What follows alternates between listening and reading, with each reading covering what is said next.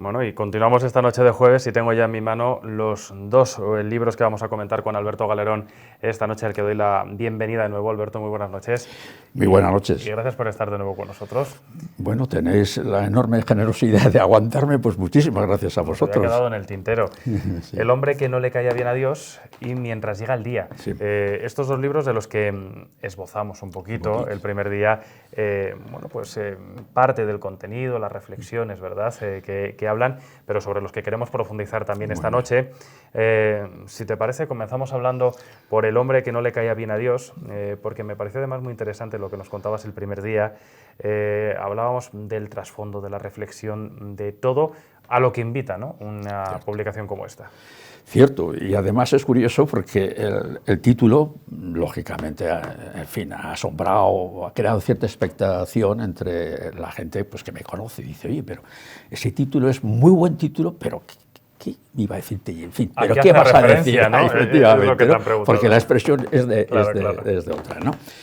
Pues como voy a, en fin, añadir respecto a lo que dije el otro día, pues alguna cosilla, porque me dejé en el tintero por decir todo, ¿no? Porque son 12 temas y cada tema da ocasión a que se haga otro libro, a escribir otro libro de cada uno de esos temas, y también daría lugar, pues, a otra media hora cada día sobre esa cuestión. Evidentemente no lo debo hacer, y además que es lógico que no me soportáis, absolutamente lógico. Estamos encantados de que esté aquí Alberto siempre, porque además tiene muchas cosas interesantes, yo creo que decir y sobre las que reflexionar, cosas que mucha gente piensa y que, bueno, que están recogidas a lo mejor en estos libros.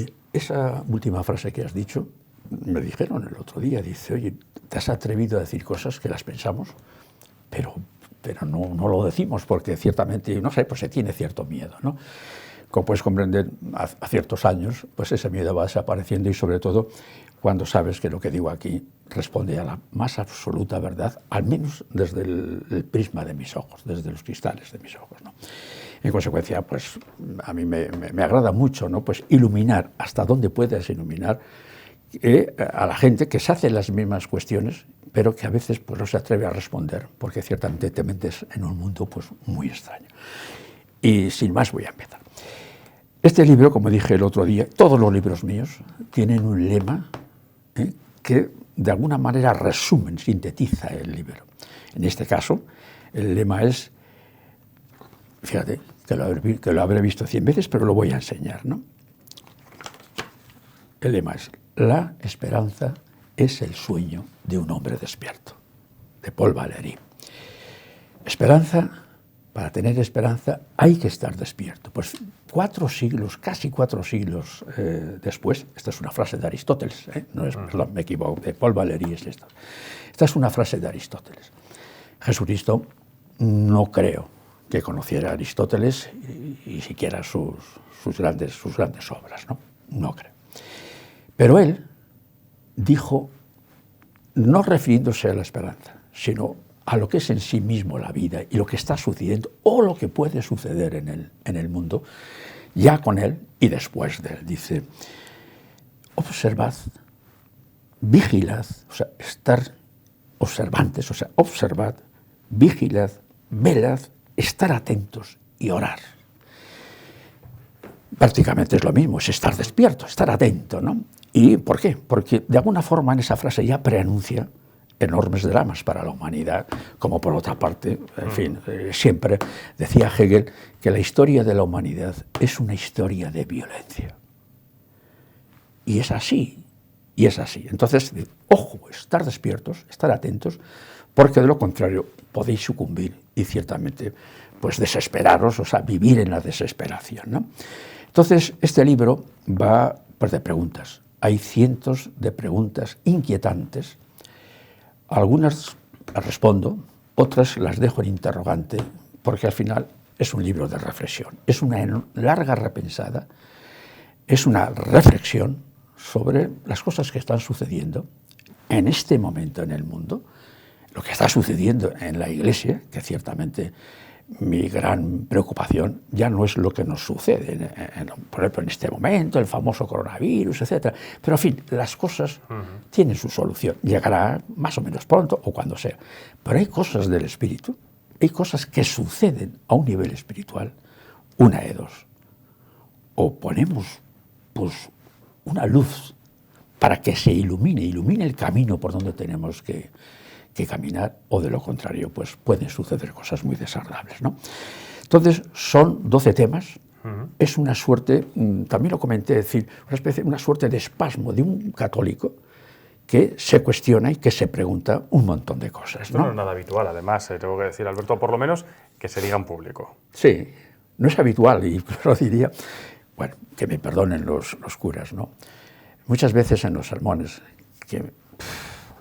pues, en fin, como yo les suelo decir, digo, mira, cuando habléis, 5 minutos ya es mucho. Digo, si fuera una conferencia, por ejemplo, ahora mismo tú y yo, podemos estar hablando media hora o una hora, porque quizá a los dos, bueno, luego creo que nos interesa el tema, al menos a mí, ¿no?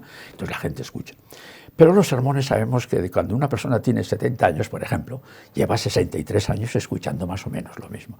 Pues yo digo, mira, a partir del minuto número 3 más o menos, el cerebro desenchufa, la atención baja y dejas que habla, pero que mire, no.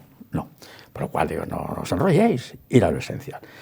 Por lo cual, en estos 12 temas he intentado ir a lo esencial, resumiendo lo que realmente no está escrito, porque como he dicho antes, cada tema pues daría de sí un libro y mucha reflexión.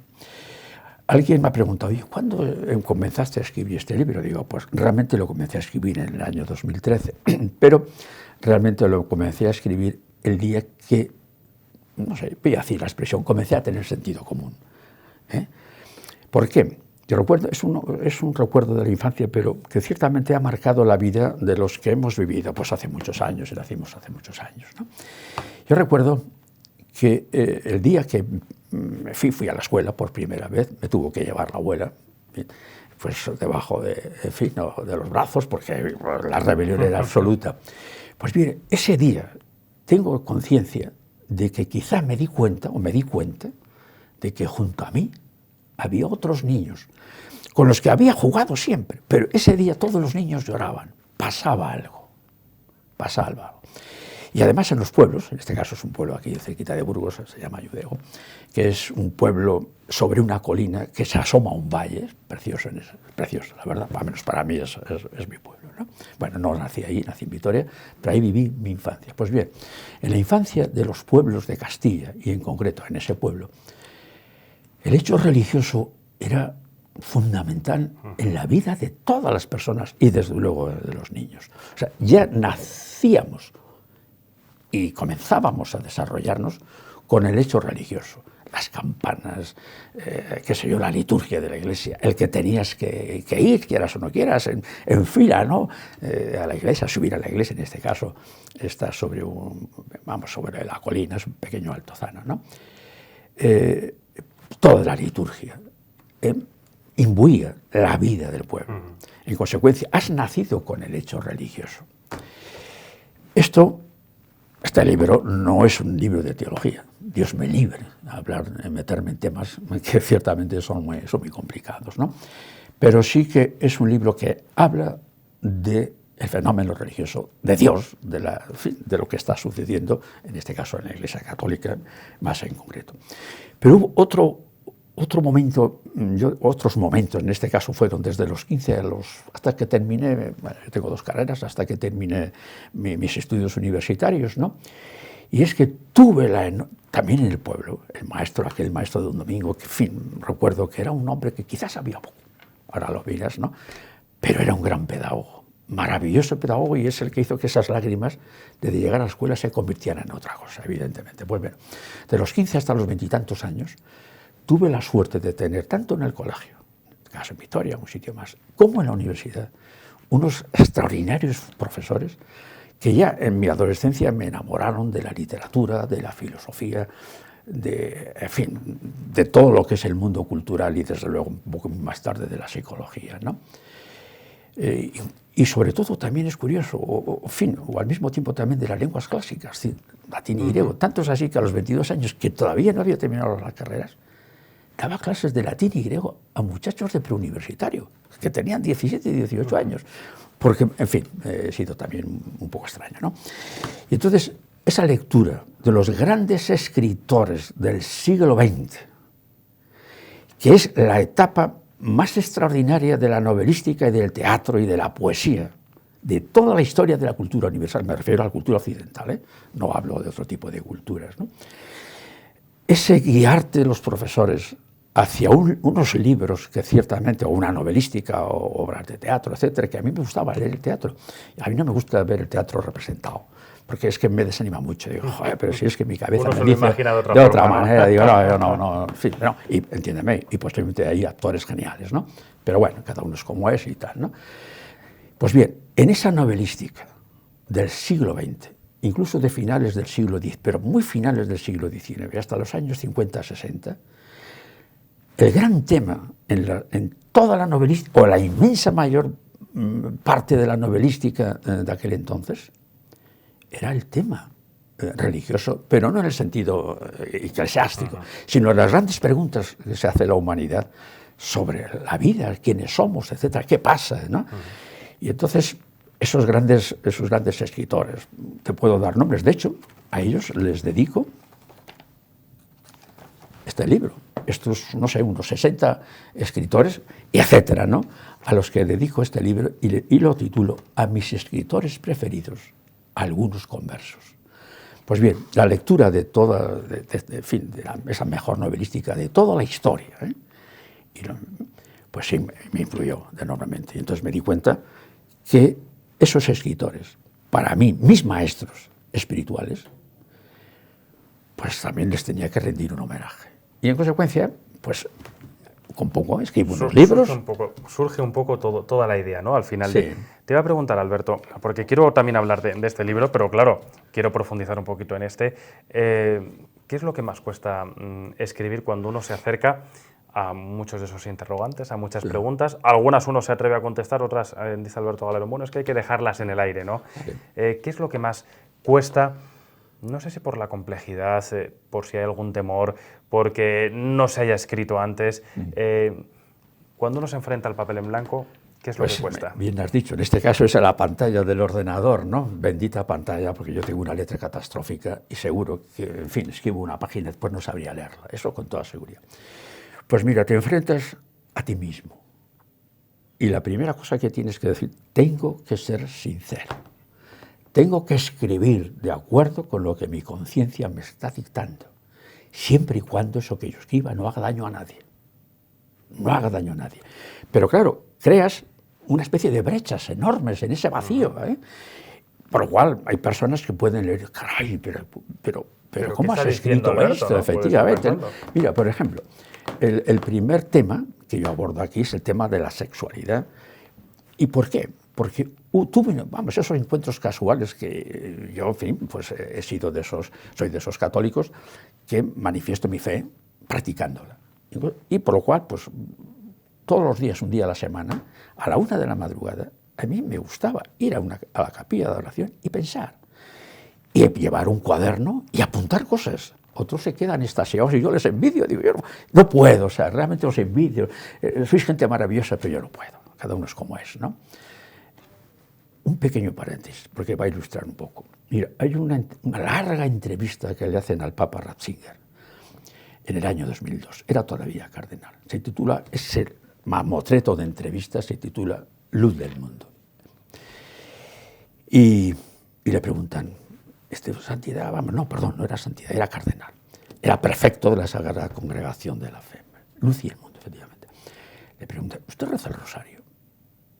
Y se ve ahí, se nota un silencio del Papa. Dice, bueno, yo rezo 2 o 3 misterios, no puedo más, porque mi oración es de otra manera.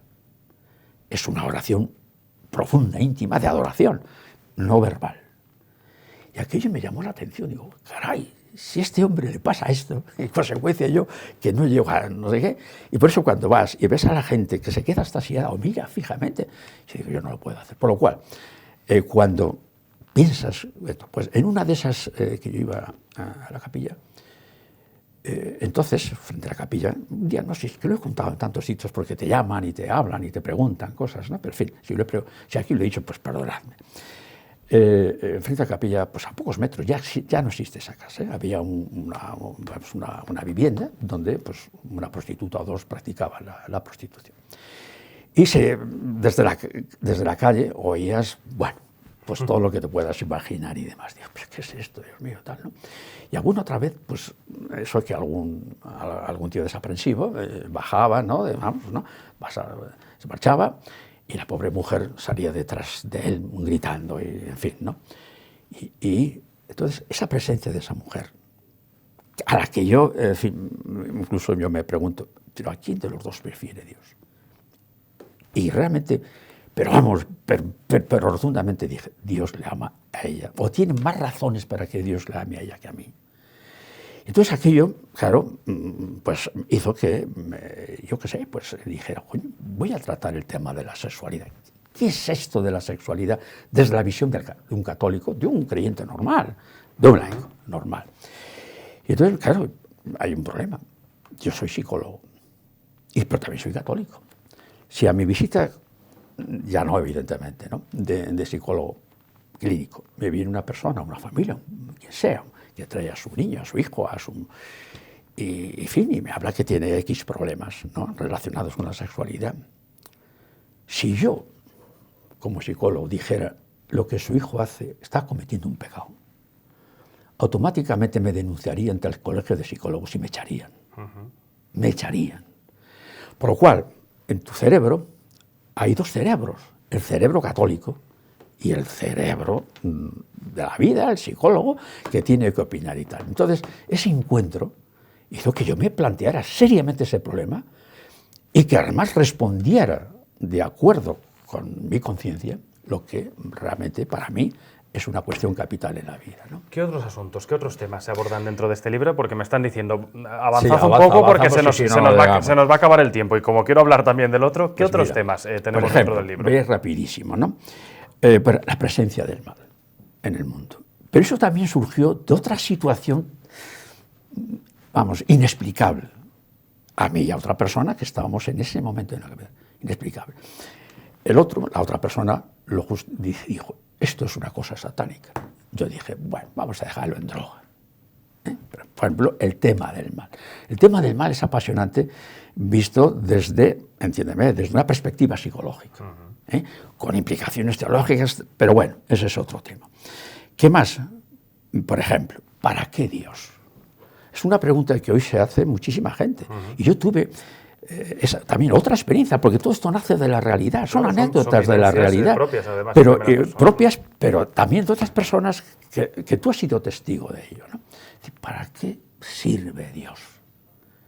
En un mundo donde parece que la tecnología, que la inteligencia artificial, etcétera, etcétera, la medicina, etcétera, soluciona todos los problemas. Es decir, cuando antes una persona hace 50, 100 años tenía un problema, o en fin, ya mucho antes, ¿no? Pues le decían, mira, tú reza mucho y obtendrás el favor. Alguna vez sí, pero muchas veces no. Jesucristo, él mismo lo dice, algunos se curaban y otros no se curaban. Al final decía, esto es cuestión tuya, es la fe. Entonces, ¿para qué Dios en un mundo que dice no necesitarlo?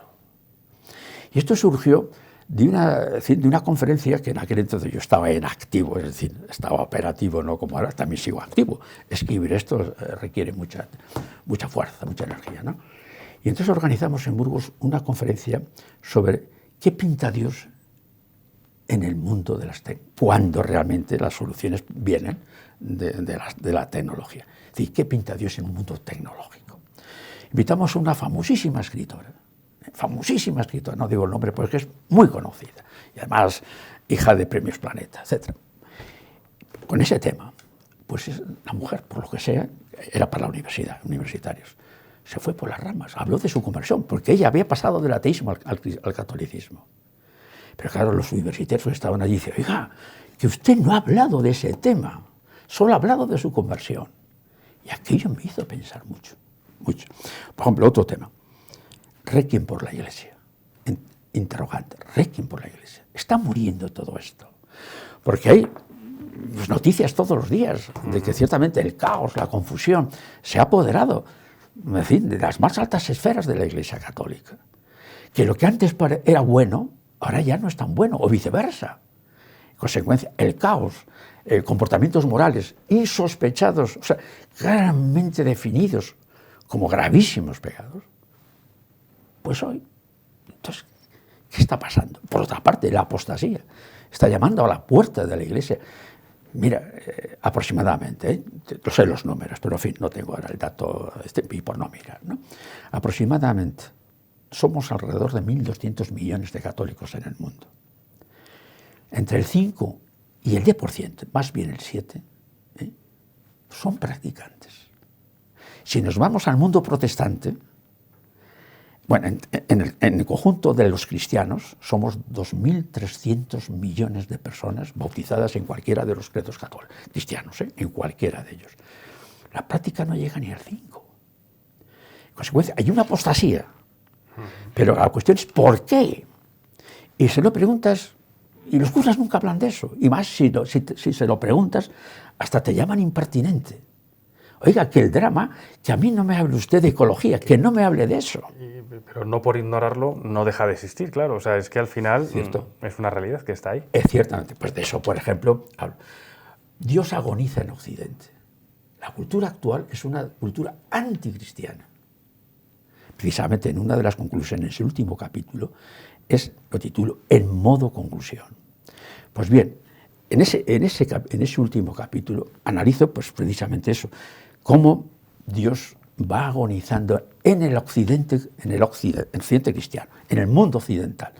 En otras culturas hay otro desarrollo, pero mucho me temo que en cuanto llegan a cierto nivel, de nuevo la cuestión pues empieza a ser dramática, ¿no? ¿Y por qué? Porque la cultura actual ha creado, pues, otros temas, viven otros temas, viven otras dimensiones, y además, pues, la misma tecnología, la inteligencia artificial, está haciendo que el hombre ya no toque estos temas. Tanto es así que hablar de esto, te dice, bueno, a ver, ¿cómo hablar de estas cosas? Pero esto a quién le interesa. Y es verdad, en el siglo XXI no interesa esto, pero sí ha interesado a la mejor creación literaria de todos los tiempos, tanto es así que si yo te pregunto ahora, dime un solo novelista del siglo XXI, es decir, nacido a partir de los 1970, sea realmente más una persona preocupada por estas cuestiones, pues no existe. ¿Por qué? Porque están haciendo un tipo de, yo lo llamo androginoide, una especie de transhumano, es una evolución regresiva, que camina a base de depende, fíjate. Por ejemplo, hoy día en España, y en el mundo occidental y también ya en otros países por el famoso globalismo, pues hoy día tú puedes decir tranquilamente, mi género es lo que mis sentimientos dicen.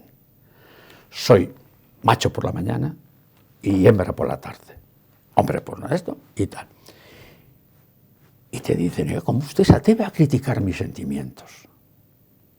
En consecuencia, esto ha dado origen a eso, que también se llama transhumano, que hacia dónde camina, hacia dónde vamos, ¿no? Y yo defino las grandes preocupaciones de este transhumano, las defino, ya no es el cristianismo, Dios, ni lo que ha sido durante 20 siglos, hasta comienzos del siglo XX. No había más que cristianismo, islamismo y poco más. Ahora son ya, por ejemplo, yo lo llamo así, democratismo.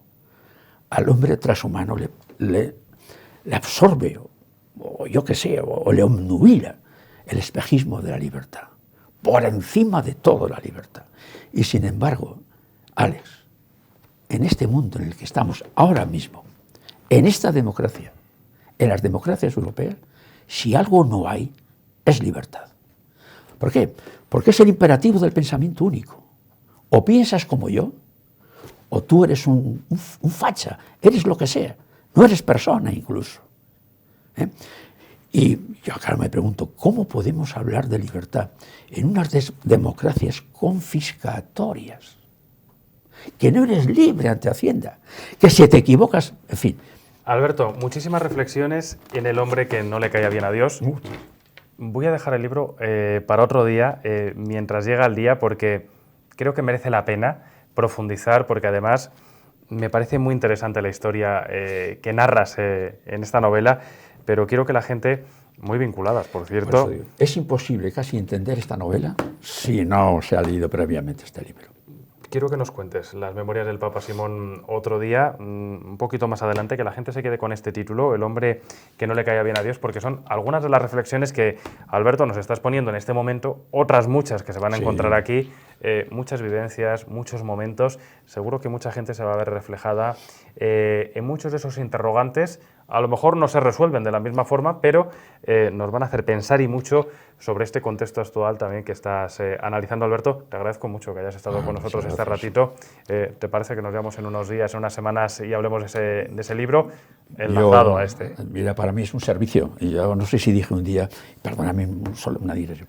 Los que hemos trabajado en servicios sociales, hemos sido servidores de esa parte de la sociedad que es más débil. Y cuando te jubilas, ya se ha creado tal cuerpo en ti mismo, tal piel, que no te puedes desprender eso.